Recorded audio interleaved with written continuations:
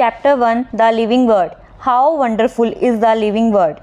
The wide range of living types is amazing. The extraordinary habitats in which we find living organisms, be it cold mountains, deciduous forest, ocean, freshwater lakes, deserts, or hot springs, leave us speechless. The beauty of galloping horse, of the migrating birds, the valley of flowers, or the attacking shark evokes you and a deep sense of wonder. The ecological conflict and cooperation among members of a population and among population of a community, or even the molecular traffic inside a cell, make us deeply reflect on what indeed is life. This question has two implicit questions within it. The first is technical one and seek answer to what living is as opposed to the non-living, and the second is the philosophical one and seeks answer to what the purpose of life is. As scientists, we shall not attempt answering the second question. We will try to reflect on what is living. 1.1 What is living? When we try to define living, we conventionally look for distinctive characteristics exhibited by living organisms. Growth, reproduction, ability to sense environment, and mount a suitable response come to our mind immediately as unique feature of living organisms.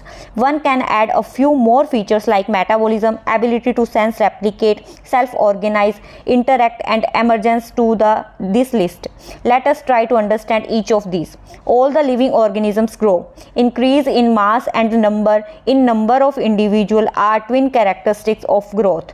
A multicellular organisms grow by cell division. In plants, this growth of cell division occurs continuously throughout their lifespan. In animals, this growth is seen only up to a certain age. However, cell division occurs in certain tissues to replace lost cells. Unicellular organisms grow by cell division. One can easily observe this in vitro culture by simply counting the number of cells under the microscope. In majority of higher animals and plants, growth and reproduction are mutually exclusive events. One must remember that increase in body mass is considered as growth. Non-living objects also grow if we take increase in body mass as a criterion for growth. Mountains, boulders, and sand mounds do grow. However, this kind of growth exhibited by non-living objects is by accumulation of material on the surface. In living organisms, growth is from inside. Growth, therefore, cannot be taken as a defining property. This line is important, that growth therefore cannot be taken as a defining property of the living organisms. Conditions under which it can be observed in all living organisms have to be explained, and then we understand that it is a characteristic of living systems. A dead organism does not grow. Reproduction likewise is a characteristic of living organisms. In multicellular organisms, reproduction refers to the production of progeny possessing features more or less similar to those of parents. Invariably and implicitly, we refer to sexual reproduction. Organisms reproduce by asexual means also. Fungi multiply and spread easily due to millions of asexual spores they produce. In lower organisms like yeast and hydra, we observe budding. In planaria, flatworms, we observe true regeneration, that is, a fragmented organism regenerates the lost part of its body and becomes a new organism. The fungi, filamentous algae, the protonema of mosses all easily multiply by fragmentation. When it comes to unicellular organisms like bacteria, unicellular algae, or amoeba, reproduction is synonymous with growth, that is, increase in number of cells. We have already defined growth as equivalent to increase in cell number or mass. Hence, we notice that in single-celled organisms, we are not very clear about the uses of these two terms, growth and reproduction. Further, there are many organisms which do not reproduce: mules, sterile worker bees, infertile human couples, etc. Hence, reproduction also cannot be an all-inclusive defining characteristic of living organisms. Of course, No non-living objects is capable of reproducing or replicating by itself. Another characteristic of life is metabolism. All living organisms are made of chemicals. These chemicals, small and big, belonging to various classes, sizes, functions, etc., are constantly being made and changed into some other biomolecules. These conversions are chemical reactions or metabolic reactions. There are thousands of metabolic reactions occurring simultaneously inside the living organisms, be they unicellular or multicellular. All plants, animals, fungi and microbes exhibit the metabolism. The sum total of all chemical reactions occurring in our body is metabolism. No non-living objects exhibit the metabolism. Metabolic reactions can be demonstrated outside the body in cell-free systems.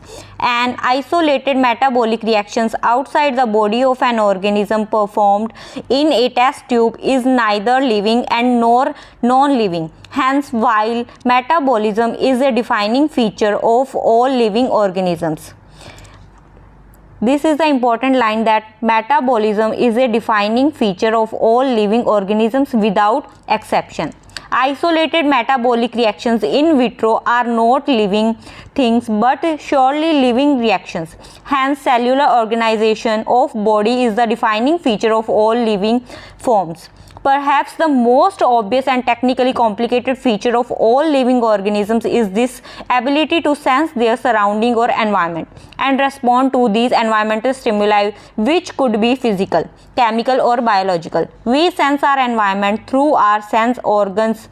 Plants respond to external factors like light, water, temperature and other organisms, pollutants, etc.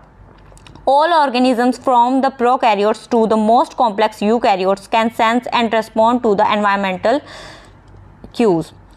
Photoperiod affect reproduction in seasonal breeders, both plants and animals. All organisms handle chemicals entering their bodies. All the organisms therefore are aware of their surroundings. Human being is the only organism who is aware of himself, that is, has self-consciousness. Consciousness therefore becomes the defining property of all living organisms. When it comes to the human beings, it is all the more difficult to define the living state. We observe patients lying in the coma in hospitals virtually supported by machines which replace heart and lungs. The patient is otherwise brain dead. The patient has no self-consciousness. Are such patients who never come back to normal life, living or non-living? In higher classes, you will come to know that all living phenomena are due to underlying interactions. Properties of the tissues are not present in the constituent cells, but arise as a result of interaction among the constituent cells. Similarly, properties of the cellular organelles are not present in the molecular constituents of the organelles, but arise as a result of interaction among the molecular components comprising the organelle. These interactions results in emergent properties at a higher level of organization. This phenomenon is true in the hierarchy of the organizational complexity at all levels. Therefore, we can say that living organisms are self-replicating, evolving and self-regulating interactive systems capable of responding to external stimuli. Biology is the story of life on earth. Biology is the story of evolution of living organisms on earth. All living organisms, present, past and future, are linked to one another by sharing of the common genetic material, but to varying degrees. 1.2 Diversity in the living world. If you look around you, you will see a large variety of living organisms, be it potted plants, insects, birds, your pets or other animals and plants. There are also several organisms that you cannot see with your naked eye, but they are all around you. If you were to increase the area that you make observations in, the range and variety of organisms that you see would increases. Obviously, if you were to visit a dense forest, you would probably see a much greater number and kind of living organisms in it. Each different kind of plant, animal, organism that you see represent a species. The number of species that are known and described range between 1.7 to 1.8 million. This refers to the biodiversity or the number and the type of organisms present on Earth. We should remember here that as we explore new areas and even old ones, new organisms are continuously being identified. As stated earlier, there are millions of plants and animals in the world. We know the plants and animals in our own areas by their local names. These local names would vary from place to place, even within a country. Probably you would recognize the confusion that would be created if we did not find ways and mean to talk to each other to refer to organisms we are talking about. Hence, there is a need to standardize the naming of the living organisms such that the particular organisms is known by the same name all over the world. This process is called the nomenclature. Obviously, nomenclature or the naming is the only possible when the organism is described correctly and we know to the what organisms is the name is attached to. This is identification. In order to facilitate the study, number of scientists have established the procedure to assign the scientific name to each known organism. This is acceptable to biologists all over the world. For plants, scientific names are based on agreed principles and criteria, which are provided in International Code for Botanical Nomenclature (ICBN). You may ask, how are animals named? Animals taxonomists have evolved International Code of Zoological Nomenclature (ICZN). The scientific names ensures that each organism has only one name. Description of any organism should enable the people in any part of the world to arrive at the same name. They also ensures that such a name has not been used for any other known organisms. Biologists also follows universally accepted principles to provide scientific names to known organisms. Each name has two components, the generic name and the specific epithet. This system of providing a name with two components is called the binomial nomenclature. This is naming system given by Carolus Linnaeus. Carolus Linnaeus is being practiced by the biologists all over the world. This naming system using a two-word format was found convenient. Let us take the example of mango to understand the way of providing the scientific names later better. The scientific names of mango is written as the Mangifera indica. This is the important that what is the name of the mango? Its name is Mangifera indica. Let us see how it is binomial name. In this name, Mangifera represents the genus while indica is a particular species or a specific epithet. Other universal rule of nomenclature are as follow. First rule is biological names are generally in Latin and written in italics. They are Latinized or derived from Latin irrespective of their origin. Second point is the first word in the biological name represents the genus, while the second component denotes the specific epithet. Both the words in the biological name, when handwritten, are separately underlined or printed in italics to indicate their Latin origin. Fourth point is the first word denoting the genus start with the capital letter, while the specific epithet starts with the small letter. It can be illustrated with the example of Mangifera indica. Name of the author appears after the specific epithet, that is the end of the biological name, and is written in an abbreviated form, example Mangifera indica Linn. It indicates that this species was first described by Linnaeus. Since it is nearly impossible to study all the living organisms, it is necessary to devise some means to make this possible. This process is called classification. Classification is the process by which anything is grouped into convenient categories based on some easily observable characters. For example, we easily recognize groups such as plants or animals, or dogs, cats, or insects. The moment we use any of these terms, we associate certain characters with the organisms in that group. What image do you see when you think of a dog? Obviously, each one of us will see dogs and not the cats. Now, if we were to think of Alsatians, we know that what we are talking about. Similarly, suppose we were to say mammals, you would of course think of animals with external ears and body hairs. Likewise, in plants, if we try to talk of wheat, the picture in each of our mind will be wheat plant, not of rice or other plant. Hence, all these dogs, cat, mammal, wheat, rice, plants, animals, etc. are convenient categories we use to study the organisms. The scientific term for these categories is the taxa. Here, you must recognize that taxa can indicate the categories at very different levels.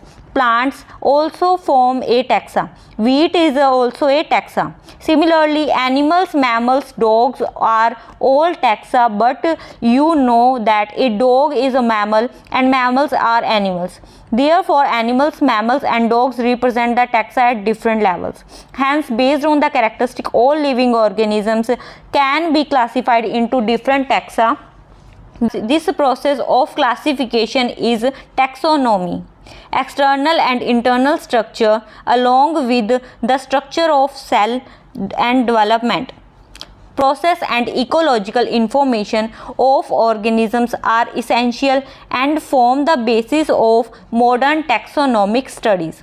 Hence, characterization, identification, classification and nomenclature are the processes that are basic to the taxonomy. These are the important points, that characterization, identification, classification, nomenclature are the process that are the basic to the taxonomy. Taxonomy is not something new. Human beings have always been interested in knowing more and more about the various kind of organism, particularly with reference to their own use. In early days, human beings needed to find sources for their basic needs of food, clothing and shelter. Hence, the earliest classification were based on the uses of various organisms. Human beings were since long not only interested in knowing more about different kinds of organisms and their diversities, but also the relationship among them. This branch of study was referred to as the systematics. The word systematic is derived from the Latin word systema, which means systematic arrangement of organisms. Linnaeus used the Systema Naturae as the title of his publication. The scope of systematic was later enlarged to include identification, nomenclature, classification. Systematic takes into account evolutionary relationship between the organisms. 1.3 Taxonomic categories. Classification is not a single step process but involves hierarchy of steps in which each step represents a rank of category.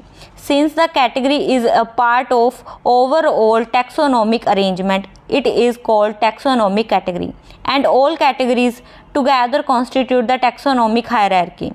Each category, referred to as a unit of classification, in fact represents a rank and commonly termed as taxon. Plural form is taxa. Taxonomic categories and hierarchy can be illustrated by an example. Insects represent a group of organisms sharing common features like 3 pairs of jointed legs. It means insects are recognizable concept objects which can be classified and thus were given a rank or category. Can you name other such group of organisms? Remember, groups represent the category. Category further denotes rank. Each rank or taxon in fact represents a unit of classification. These taxonomic groups categories are distinct biological entities and not merely morphological aggregates. Taxonomical studies of all known organisms have led to the development of common categories such as kingdom, phylum, or division for plants, class, order, family, genus, and species. All organisms, including those in the plants and animal kingdoms, have species as the lowest category. Now the question you may ask is how to place an organism in various categories.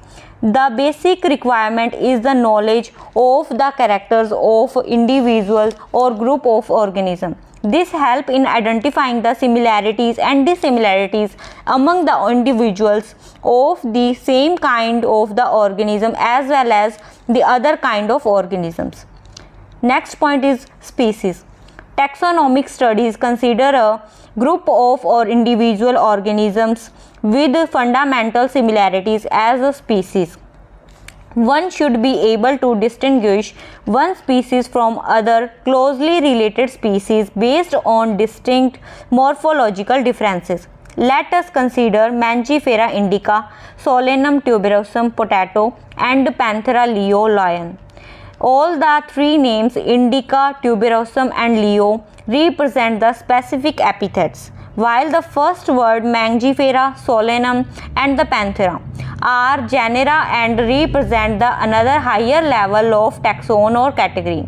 Each genus may have one or more than one specific epithets representing different organisms but having morphological similarities. For example, Panthera has another specific epithet called tigris, and the Solanum includes species like nigrum and melongena. Human beings belongs to the species sapiens, which is grouped in the genus Homo. The scientific name thus for human being is written as Homo sapiens. This is the important point, that what is the scientific name of human? It is a Homo sapien. The genus. Next 1.3.2 point is genus. Genus comprises a group of related species which has more characters in common in comparison to species of other genera. We can say that genera are aggregates of closely related species. For example, potato and brinjal are two different species but both belong to same genus Solanum. Lion, Panthera leo, and leopard, Panthera pardus, and tiger, Panthera tigris, with several common features, are all species of the genus Panthera. This genus differs from another genus Felis, which includes the cat. Next 1.3.3 family. The next category, family, has a group of related genera with still less number of similarities as compared to genus and species. Families are characterized on the basis of both vegetative and the reproductive features of the plant species. Among the plants, for example, three different genera, Solanum, Petunia, and Datura, are placed in the family Solanaceae. Among animals, for the example, genus Panthera comprises lion, tiger, leopard, is put along with genus Felis in the family Felidae. Similarly, if you observe the feature of a cat and a dog, you will find some similarities and some differences as well.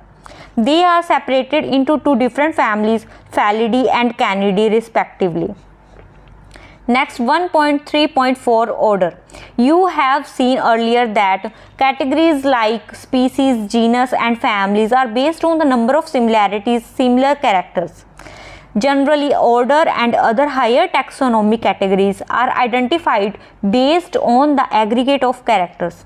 Order, being a higher category, is the assemblage of family which exhibit a few similar characters. The similar characters are less in number as compared to different genera included in a family. Plant families like Convolvulaceae, Solanaceae are included in the order Polymoniales, mainly based on the floral characters. The animal order Carnivora include families like Felidae and Canidae. 1.3.5 Class. The class includes related orders. For example, order Primata comprises a monkey, gorilla and a gibbon is placed in class Mammalia along with order Carnivora that includes the animal like tiger, cat and dog. Class Mammalia has other orders also. 1.3.6 Phylum.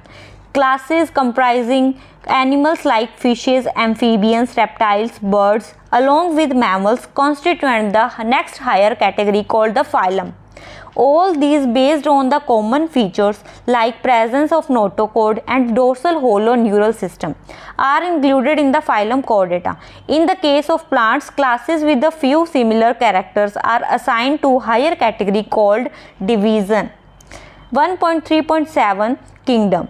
All the animals belonging to the various phyla are assigned to the higher category called Kingdom Animalia in the classification system of animal. The kingdom Plantae, on the other hand, is distinct and comprises all plants from various divisions. Henceforth, we will refer to these two groups as animal and plant kingdoms.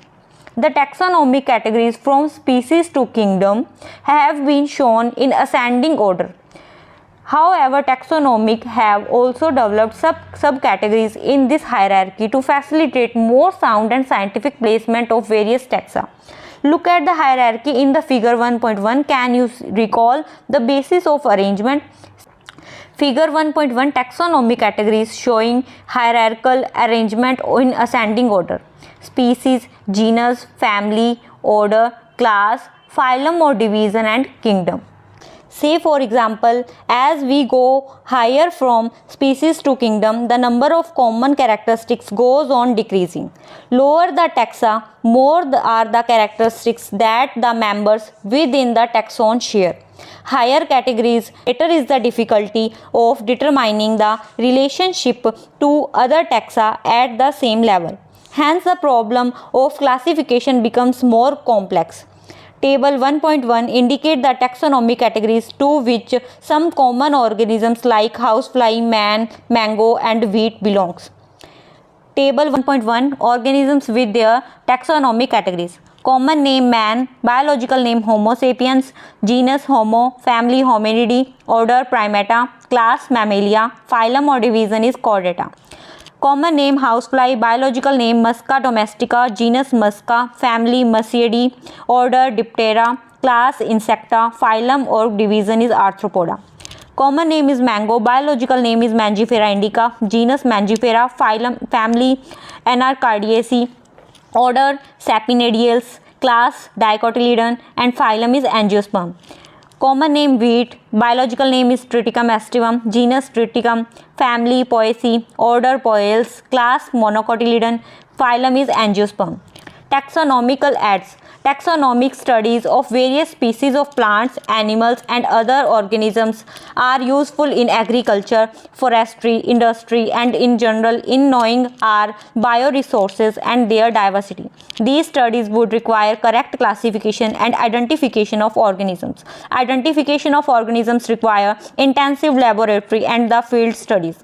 The collection of actual specimens of plants and animals species is essential and is the prime source of taxonomic studies. These are also fundamental to studies and essential for training in systematics. It is used for classification of organisms and the information gathered is also stored all along with the specimens. In some cases, the specimen is preserved for future studies. Biologists have established certain procedures and techniques to store and preserve the information as well as the specimens. Some of these are explained to help you understand the uses of these aids. 1.4.1 is herbarium. Herbarium is a storehouse of collected plant specimens that are dried, pressed and preserved on sheets. Further, these sheets are arranged according to the universally accepted system of classification.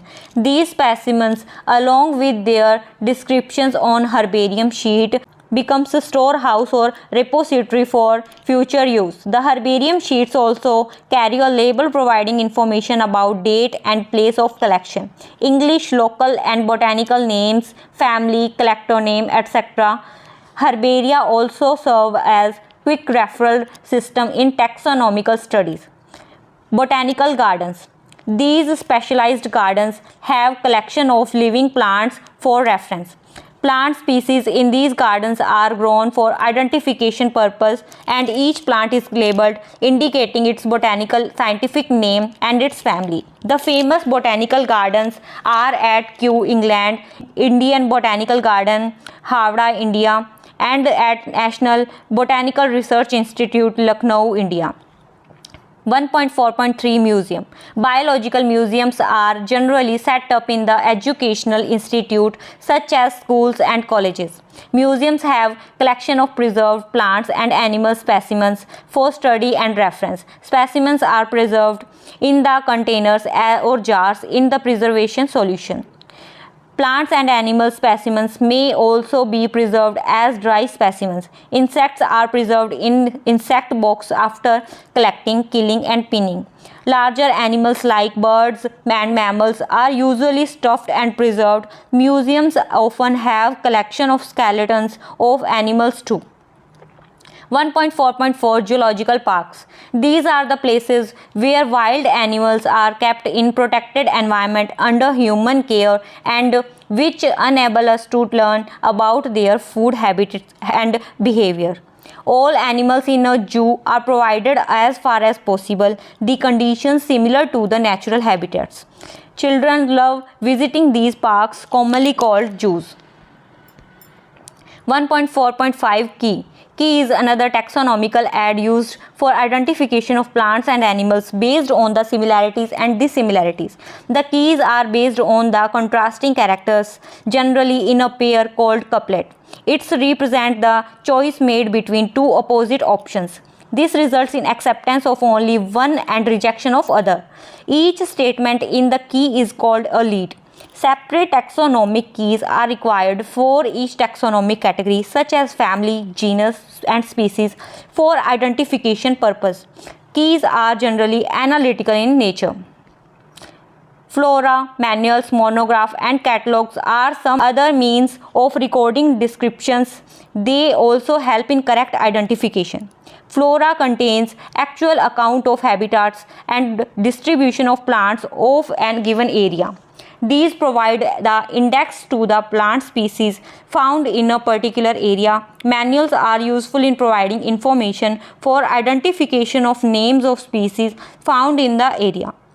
Monograph contain information of any one taxon. Its summary: the living world is a rich variety. Millions of plants and animals have been identified and described, but a large number still remains unknown. The very range of organisms in the term of size, color, habitat, physiological and morphological features make us seek the defining characteristics of living organism. In order to facilitate the study of kind and diversity of organisms, biologists have evolved certain rules and principles and identification, nomenclature and classification of organisms. The branch of knowledge dealing with these aspects is referred to as a taxonomy. The taxonomic studies of various species of plants and animals are useful in agriculture, forestry, industry, and in general for knowing our bioresources and their diversity. The basics of taxonomy, like identification, naming, and classification of organisms, are universally evolved under international codes. Based on the resemblance and distinct differences, each organism is identified and assigned to correct scientific biological name comprising two words as per the binomial system of nomenclature. An organism occupies a place or position in the system of classification. There are many categories, ranks, and are generally referred to as taxonomic categories or taxa. All the categories constitute a taxonomic hierarchy. Taxonomists have evolved a variety of taxonomic aids to facilitate the identification, naming, and classification of organisms. These studies are carried out from the actual specimens which are collected from the field and preserved as a referral in the form of the herbaria, museum, and in botanical gardens and zoological parks. It requires the special techniques for collection and preservation of the specimen in the herbaria and the museum. Live specimens, on the other hand, of plants and animals are found in botanical gardens or in zoological parks.